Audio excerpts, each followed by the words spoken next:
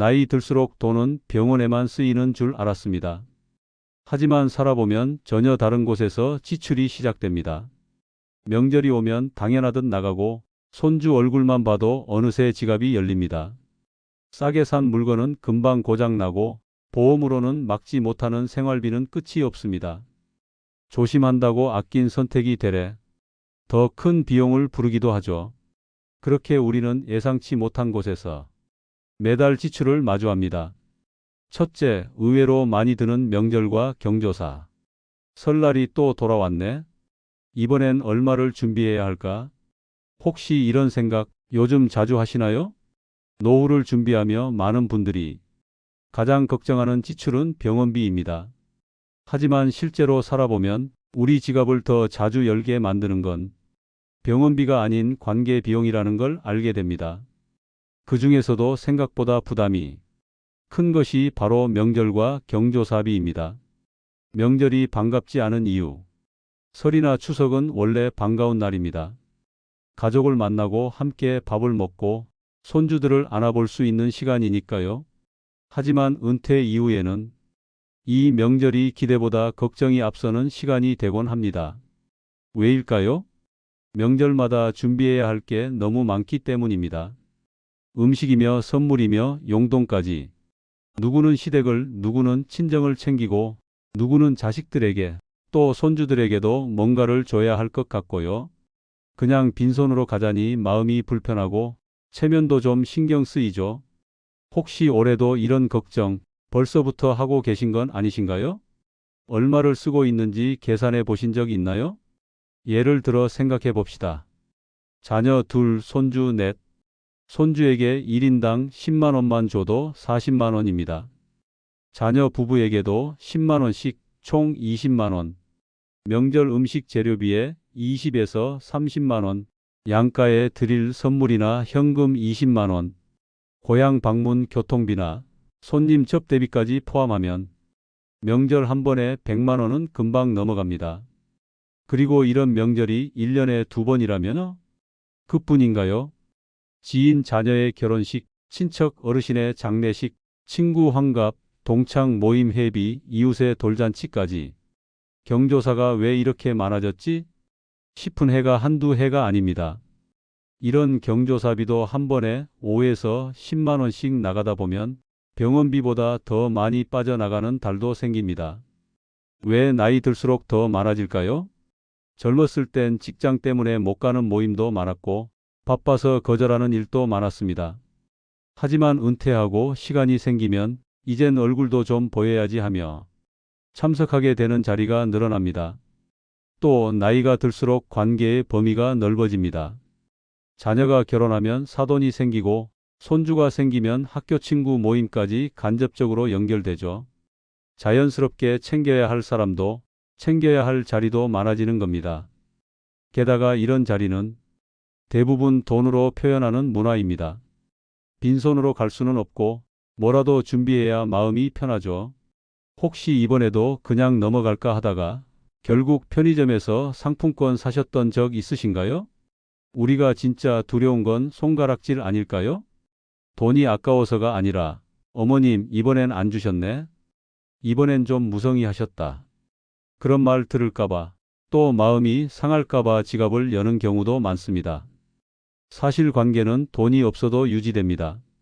하지만 우리 사회는 아직 돈으로 감정을 표현하는 문화가 강합니다. 그리고 그 문화는 노후에 더 무섭게 다가옵니다. 받을 일보다 낼 일이 많아지기 때문이죠. 그럼 어떻게 해야 하나요? 가장 중요한 건 예산을 정하는 것입니다. 마음이 가는 대로 주다 보면 끝이 없습니다. 물론 그 마음은 너무 아름답지만 통장 잔고는 현실입니다. 가족끼리 상한선을 정해 두세요. 올해는 명절에 10만 원씩만 주기로 하자. 이 말이 처음엔 어색할 수 있지만 오히려 가족 간 오해를 줄이고 실속 있는 합의가 됩니다. 경조사는 의무 참석이 아닙니다. 관계의 크기와 거리, 감정의 깊이에 따라 선택적 참여의 기준을 스스로 세워보세요.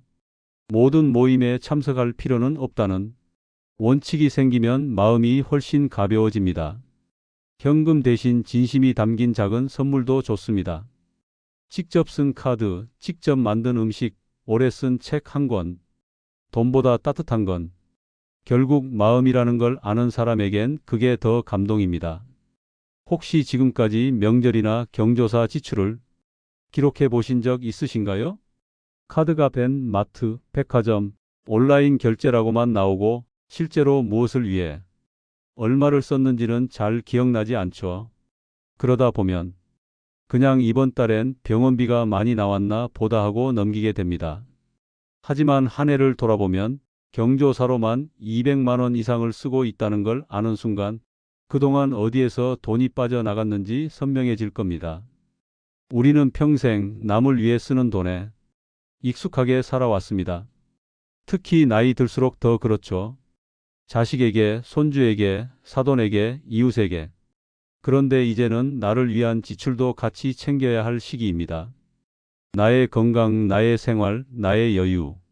그걸 위해선 명절 경조사 지출을 무조건 줄이라는 말이 아닙니다. 다만 이건 내가 감당할 수 있는 선인가? 지금 이 지출이 나를 더 행복하게 하나? 그 질문을 한 번쯤 던지고 나서 지갑을 여셔도 늦지 않습니다.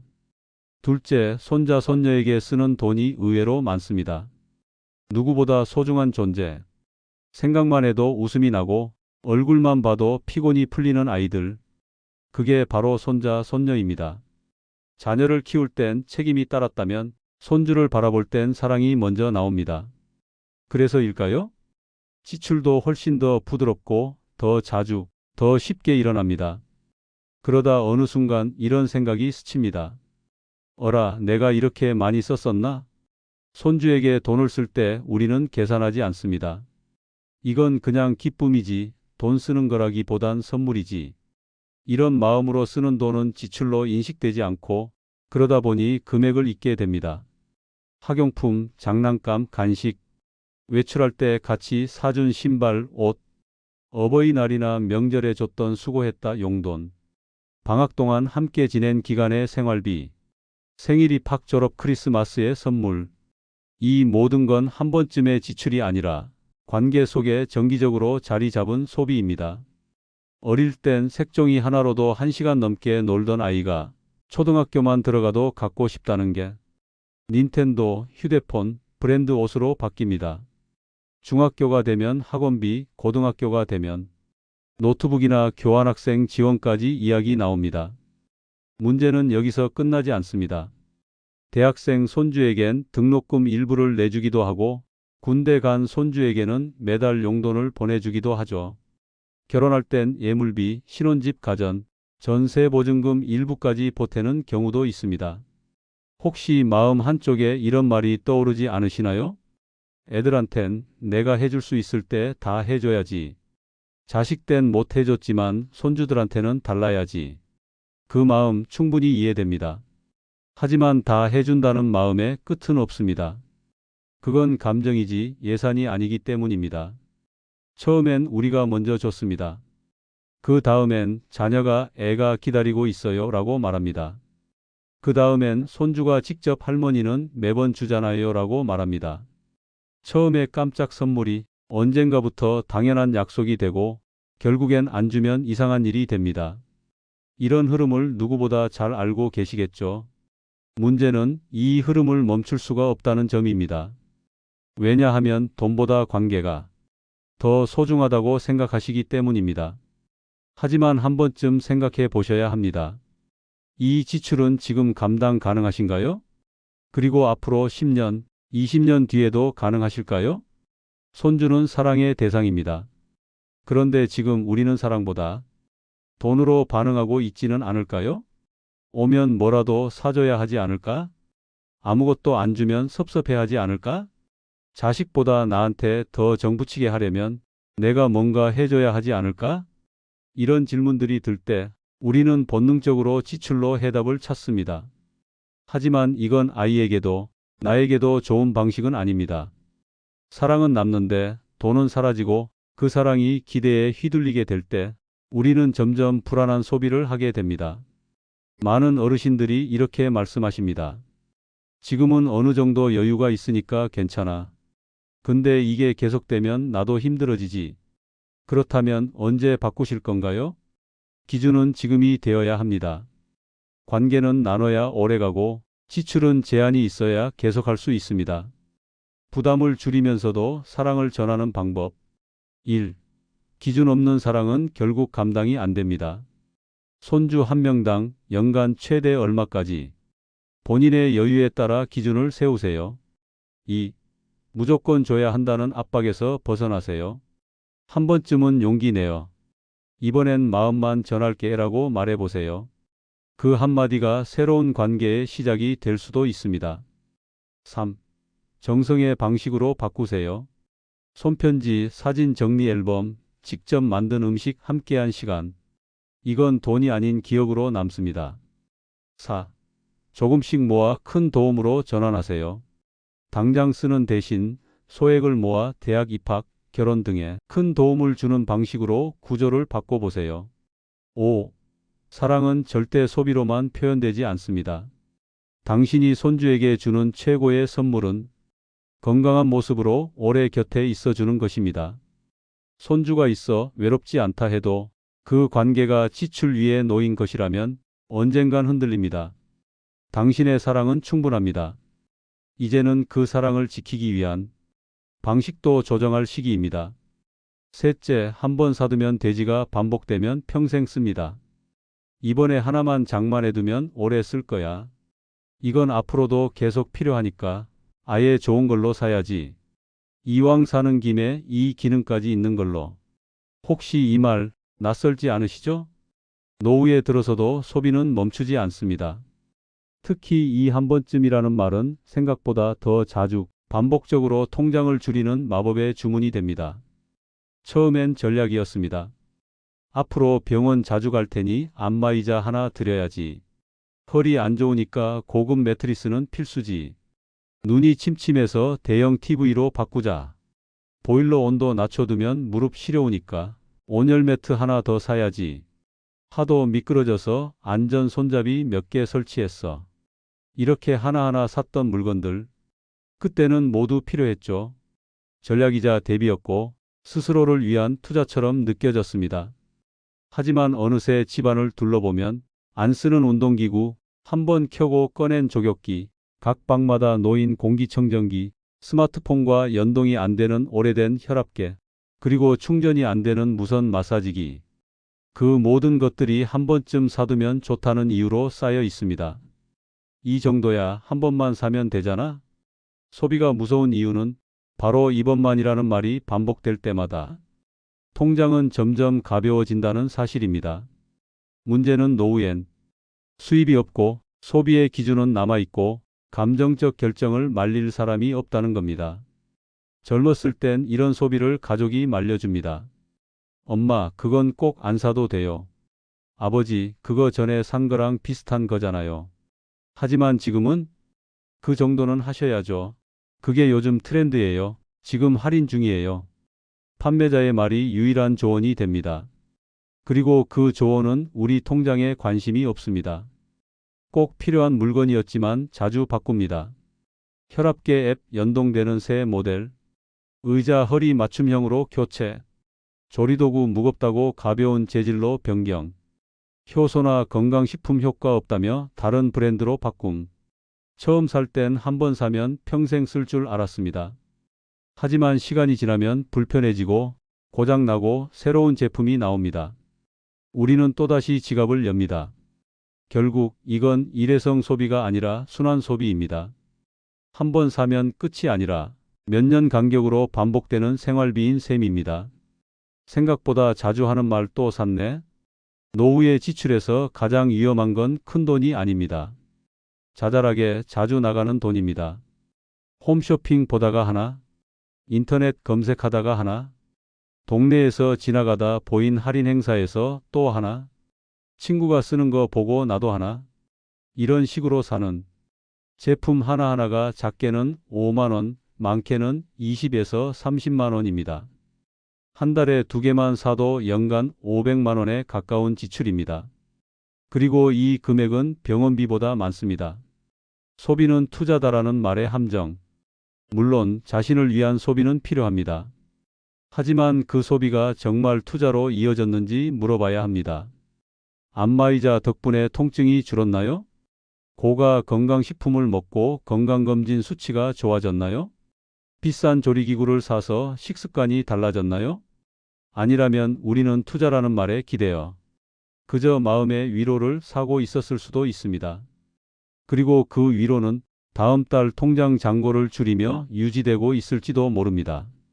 나를 위한 소비 기준을 다시 세워야 할 때 한 번쯤 사두자는 말은 멈추기 어렵습니다. 그래서 그 말보다 먼저 자기만의 소비 기준을 세워야 합니다. 1. 내가 이걸 6개월 안에 10번은 쓸까? 자주 쓰지 않을 물건은 사지 않습니다. 2. 이건 대체품이 있나? 집안에 이미 비슷한 기능의 물건이 있는지 확인합니다. 3. 이 소비가 생활을 바꿀 수 있을까? 단순 편리함보다 실제 변화에 도움이 되는가를 따져봅니다. 4. 한 달 후에도 똑같이 사고 싶을까? 즉흥적 구매가 아닌 시간을 두고 생각한 소비만 하도록 합니다. 5. 지금이 아니면 안 되는가? 할인, 한정 수량, 품절 임박 같은 말에 흔들리지 말고 진짜 필요할 때 사는 습관을 들입니다. 소비를 줄이는 것이 아니라 나를 지키는 일입니다. 한 번 사두자는 말은 소비의 가장 달콤한 유혹입니다. 하지만 노후에는 그 한 번이 내 남은 삶의 균형을 무너뜨릴 수 있는 시발점이 되기도 합니다. 이제는 물건보다 남아있는 돈의 가치를 더 길게 바라볼 때입니다. 물건은 오래 못 가지만 현명한 선택은 내 삶을 오래 지켜줍니다. 넷째, 치료는 보험으로 막았지만 생활을 못 막았습니다. 입원비는 다 보험으로 나왔어요. 수술비도 실손보험으로 거의 다 해결됐죠. 의료비 부담은 없었어요. 많은 분들이 병원에 다녀온 후 이렇게 말합니다. 그리고는 마지막에 아주 조용하게 한마디를 덧붙이죠. 그런데 생활비는 진짜 감당이 안 되더라고요. 보험이 병원비는 막아줍니다. 하지만 병원비만 막는다고 삶이 지켜지는 건 아니었습니다. 입원은 끝났습니다. 퇴원도 했습니다. 건강도 어느 정도 회복되었습니다. 그런데 가정의 형편은 이전보다 더 나빠져 있습니다. 왜일까요? 입원 동안 외식과 배달이 늘었고, 거동이 어려워지니 택시비가 증가했고, 운동 대신 물리치료비가 붙었고, 병간호를 부탁하느라 자녀가 연차를 쓰거나 일을 쉬게 되었고, 기운이 없어서 집안일을 도와줄 사람을 부르다 보니 생활비가 늘어났고, 병원비는 보험으로 어느 정도 보장받았지만 그 외 모든 것들은 일상 속 비용이었습니다. 그리고 그 비용은 대부분 현금으로 계속해서 예고 없이 나갔습니다. 보험은 질병만 막아줍니다.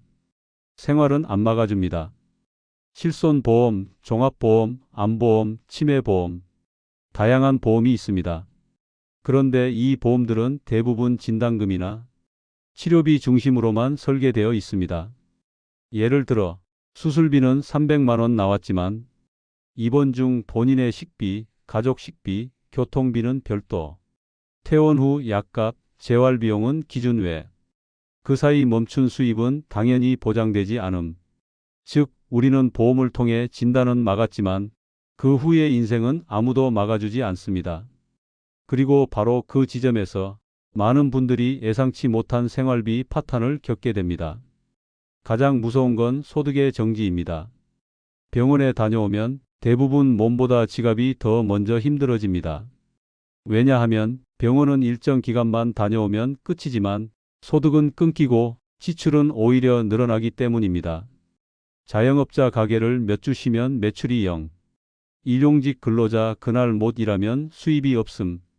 정년퇴직자 수입 없는 상태에서 갑작스런 지출 발생. 배우자 간병 시 함께 소득원도 정지됨. 혹시 이런 생각해 보셨나요? 병원비는 보험이 있으면 돼. 그런데 그 사이 벌지 못한 돈은 어떻게 보충하지? 내가 병원에 있을 동안 멈춘 소비는 아무것도 없는데? 이 질문은 늦게 할수록 그만큼 더 무겁게 돌아옵니다. 보험금은 이벤트성, 생활비는 지속성입니다. 보험금은 한 번에 들어오고 생활비는 매달 나갑니다. 이 차이를 이해하지 못하면 보험이 있다는 착각 속에서 실질적 생활은 계속 흔들리게 됩니다. 예를 들어 이런 분이 계셨습니다. 실손보험으로 500만 원 받았어요. 그래서 안심했는데 한 달, 두 달 지내다 보니 병원 다녀온 이후 생활이 훨씬 힘들어졌어요. 식비, 교통비, 약값, 외출도 못하니까 생기는 다른 지출까지. 돈은 많이 썼는데 보험금은 이미 다 나갔더라고요. 이런 이야기는 결코 드문 일이 아닙니다. 보험금은 순간을 지켜주지만 생활비는 인생 전체를 흔듭니다. 보험에 기대지 말고 생활을 먼저 점검하세요. 1. 보험보다 먼저 비보험 영역을 계산해 보세요. 약값, 식사비, 간병비, 수입 손실 등은 보험으로 보장되지 않음. 2. 수술이나 입원을 가정하고 3개월간 생활비를 시뮬레이션해 보세요. 병원비보다 더 무서운 건 그동안 수입 없는 상태에서 버텨야 하는 고정비입니다. 3. 보험금의 일부는 생활 예비비로 남겨두세요. 모두 한 번에 쓰지 말고 입원 이후 지출을 대비해 분할 사용하기. 4. 가족의 수입 감소도 함께 계산하세요. 배우자, 자녀의 간병 시간, 수입 손실도 현실적인 비용입니다. 5. 회복기에는 생활의 단순화가 필요합니다. 외식 대신 간단한 식사, 방문 진료 활용, 병원 방문 횟수 조절 등 지출 최적화. 치료보다 무서운 건 회복 이후의 삶입니다. 병원은 잠깐입니다. 하지만 그 이후의 생활은 계속됩니다. 그리고 그 생활이 예상보다 더 비쌉니다. 보험이 있으니 안심이라는 말은 오직 진단서까지 유효합니다. 그 이후의 삶은 보험이 아니라 준비된 생활 능력과 구조가 지켜줍니다. 지금 보험을 하나 더 들기보다 이미 쓰게 될 지출을 먼저 계산해 보세요. 생활이 먼저입니다. 치료는 그 다음입니다. 5째, 전략한답시고 싸구려 샀다가 2번 삽니다. 이왕이면 싼 걸로 사자. 비싼 건 부담돼서. 이 정도면 괜찮지 않을까? 요즘은 다 비슷하잖아. 굳이 비싼 거 살 필요 있나? 혹시 이런 말 해보신 적 있으신가요? 우리는 전략하려는 마음에서 저렴한 제품을 고릅니다. 하지만 시간이 조금만 지나면 꼭 이런 말을 하게 됩니다. 이거 괜히 샀네? 그때 그냥 제대로 된 걸 살 걸. 결국 또 사게 되잖아. 그리고 이미 열어버린 지갑은 다시 한번 열립니다. 전략하려던 소비가 되레 지출을 2배로 만드는 순간입니다. 처음엔 합리적 선택이라고 생각했습니다. 비싼 거 필요 없어. 이 정도 가격이면 충분해. 쓰다가 안 좋으면 그때 바꾸지 뭐. 그렇게 샀던 물건들 한번 생각해 보세요. TV 수신 안 되는 저가 셋톱박스. 소음 심하고 배터리 약한 무선 청소기. 한 달 쓰고 고장난 전기밥솥. 안 맞는 사이즈로 산 건강신발. 피부에 안 맞는 저렴한 보습제. 기능이 떨어지는 건강보조식품. 당시엔 3만 원 아끼려고 선택했던 제품이 결국 10만 원짜리 제품을 또 사게 만든 일, 정말 한두 번이 아니었을 겁니다. 그런데 문제는 이런 소비가 반복될수록 전략 체면만 지키고 통장은 계속 줄어든다는 겁니다. 노후 소비에서 가장 무서운 실수는 가성비 착각. 가성비 좋은 제품을 고르는 건 나쁜 일이 아닙니다. 하지만 가성비와 저가는 다릅니다.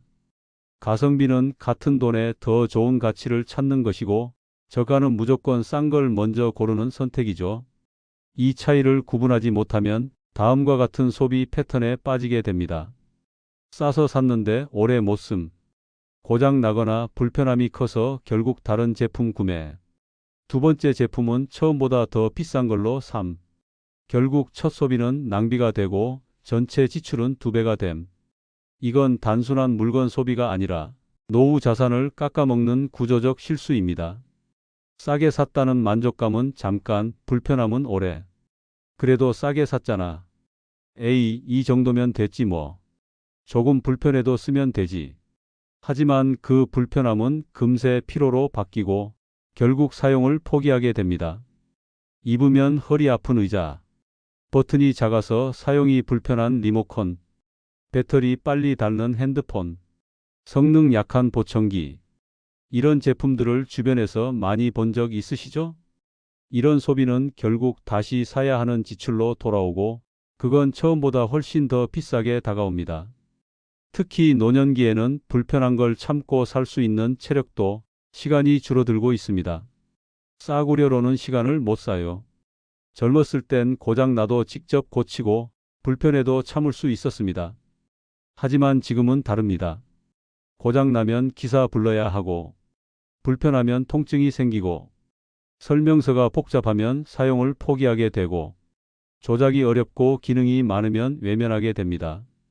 이 말은 결국 싼 물건일수록 내가 더 많은 시간과 에너지를 써야 한다는 뜻입니다.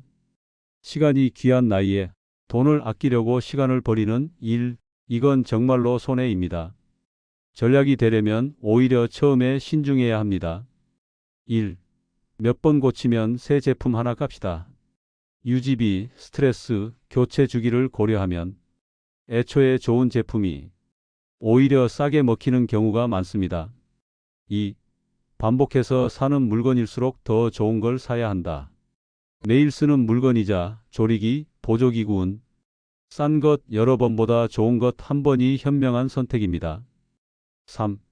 10년 쓸 걸 1년 보고 사지 마세요. 당장의 가격보다 얼마나 오래 쓸 수 있는지가 핵심입니다. 4. 진짜 쓸 건지 기분으로 사는 건 아닌지 먼저 점검. 싼데 이 정도면 괜찮네라는 말이 나올 땐 잠깐 멈춰보세요. 5. 지출을 줄이는 게 아니라 낭비를 줄이는 것.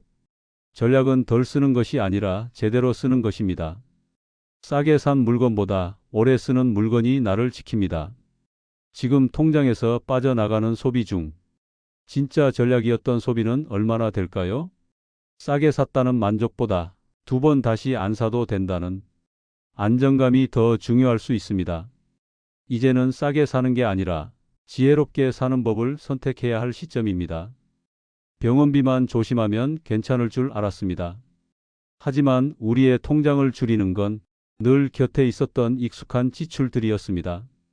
명절 때 당연히 꺼냈던 지갑, 손주 얼굴만 보면 기꺼이 열었던 지갑, 싸게 산 걸 다시 사면서도 괜찮다 여겼던 순간들, 보험금이 들어왔을 땐 든든했지만 생활은 여전히 빠듯했던 기억들, 우리가 선택했다고 믿었던 지출이 사실은 관계 때문, 습관 때문, 혹은 불안 때문이었다면 이제는 그 흐름을 멈춰야 할 때입니다. 지출을 줄이는 것이 아니라 후회를 줄이는 삶, 그게 진짜 현명한 노후 준비 아닐까요? 이 영상이 도움이 되셨다면 구독과 좋아요, 그리고 알림 설정까지 부탁드립니다.